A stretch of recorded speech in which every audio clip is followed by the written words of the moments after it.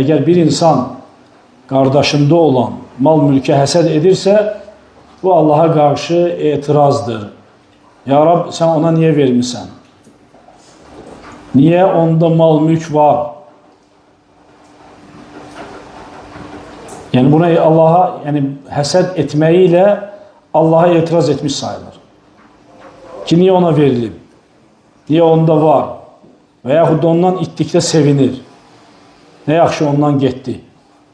Bu kimi hallar yani paxıllıq sayılır, həsəd sayılır. Yəni, bu belə etmək Allah qatında böyük günahlardan sayılır.